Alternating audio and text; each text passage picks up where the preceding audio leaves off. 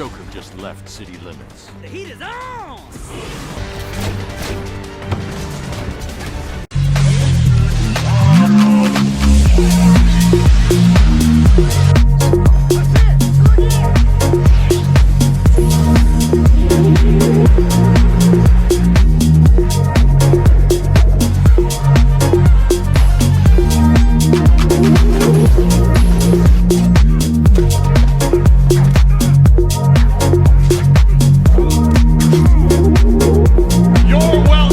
Miss me? And plus I got some soda here, so I'm good. Alright guys, so this is going to be a quick little review of Justice League Action. Now, it's a miracle. It is a fucking miracle I am doing a review on this. Because the reason being I'm saying it's a miracle for two reasons. Number one, it's a miracle that it's a positive review. Positivity review, you know what I'm saying?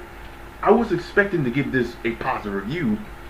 I was going to expect it to murder this, like straight up murder this, the shits, this the works, but DC, you proved me wrong. Now I'm not gonna come out here and say this is Justice League or Young Justice quality, and I'm gonna get to that in a minute. We gonna have some stuff to talk about. I gotta get to y'all, DC. Y'all think you're smart. I'm gonna get to y'all in a minute. You son of a guns. Let me close this window. It's raining, so yeah, that's fine now. So you won't hit that water. So. But the review. Let me get to this. Alright, sorry about that, guys. Underwhelmed. I lost my train of thought now. The hell happened?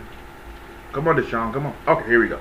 Now, getting into this review, like I said, these episodes going to power, but let's talk about the negative first.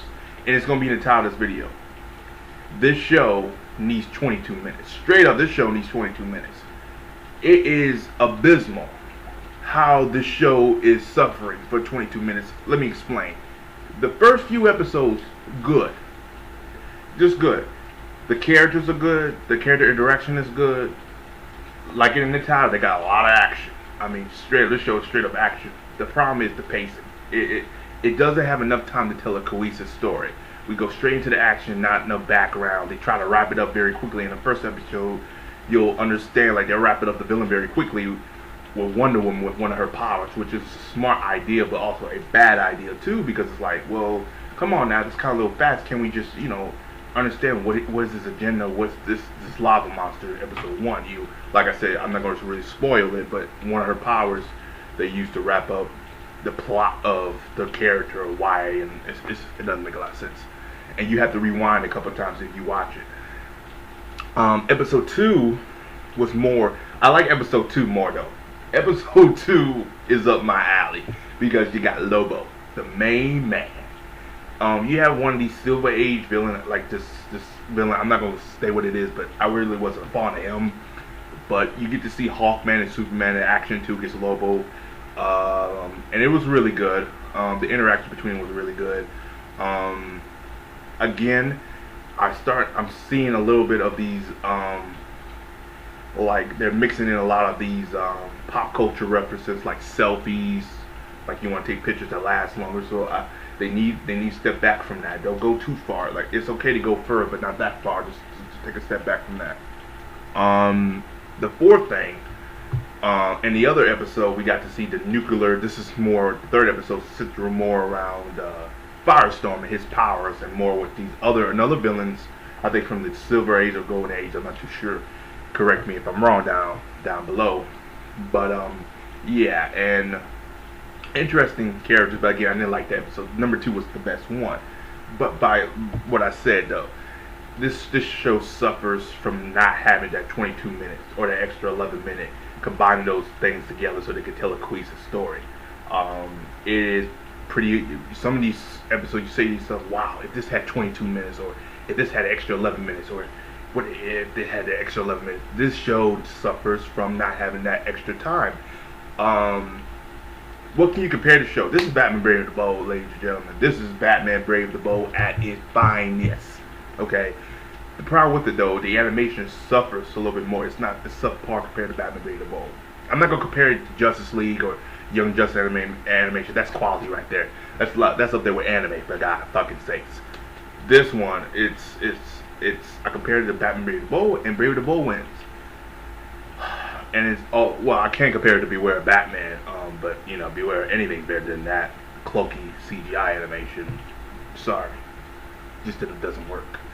But the problem with, like I said, the problem with the show is just it's not really, it's not bad, but the pacing really does hurt this show. And like I said, it lacks that 22 minutes. It lacks the extra 11 minutes for this show. And boo, voila, you might have a second coming of Batman Brave the Bold here. Really, it might even something better than Batman Brave the Bold. But the pacing is out there. It's not that good.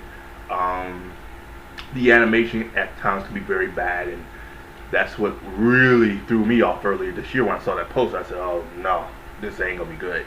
But with that being said, though, positive voice acting, the fight scenes, the character interaction, the characters you'll see. Is this better than Ultimate Spider-Man? The first few seasons, yes. Is it better than Hulk Agent of Smash, or I like to call it Agent Shit? Yes, definitely. Is this better than Avengers Assemble? By what the episodes I've seen of Avengers Assemble, it is. But other than that, though, ladies and gentlemen, that's my review of it. It's not going to be long. It'll be straight to the point. It's not that much to say. Will I constantly review this? Probably not, because again, that 11 minute does hurt it. But I would say go check it out. This show needs 22 minutes, straight up. As always, guys, like, subscribe. Let me know down below what you guys thought of Justice League Action. And again, like I stated earlier, I said I want to talk about this. We get to the end credits. Now, this is shown in the UK. I saw this online from the UK. So not like when it was airing, but they upload the episodes. So we get to the end credits, ladies and gentlemen. They play Justice League, the Unlimited and Justice League, the old anime series ending, like do do do do. I'm sitting there like, I know goddamn well they didn't play that, and they probably did it just for the old fans. I was laughing, I was crying. I was like, y'all fuckers, you DC, Warner Brothers, I don't know what y'all are trying to do. Say, oh, we're trying to please you.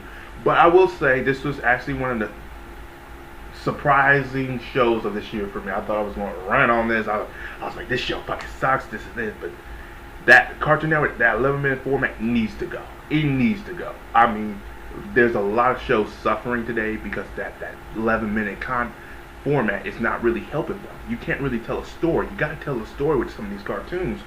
Why do you think Gravity Falls has a following as big as it was? Just saying, Cartoon Network, just putting that out there, you fucking dumbasses. But anyway, that's my review, guys, and my rating for the show as of right now is a 7 out of 10. Still, that's not too bad, but could have been worse. It could have been like a straight 6.